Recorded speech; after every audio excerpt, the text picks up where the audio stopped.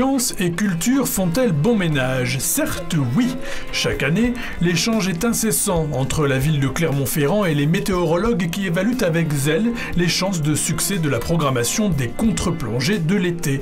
Véritable melting pot d'animations, d'ateliers et de spectacles qui, une fois encore, a vu pour son lancement la soif de culture étanchée par de l'eau de pluie.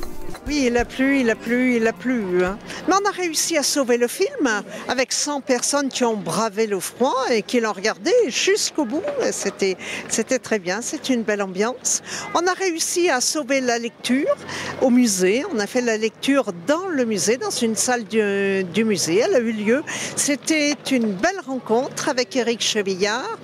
Par contre, eh bien, on n'a pas pu sauver le spectacle de cirque.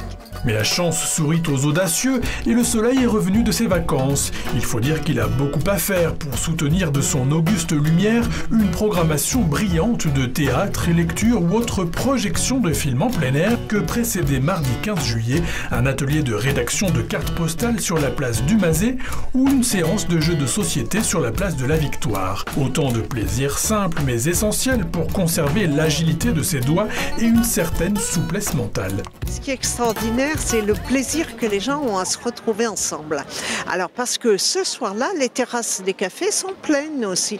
Et je sais qu'il y a des gens qui regardent la toile, qui regardent le film. Il y a aussi ceux qui regardent.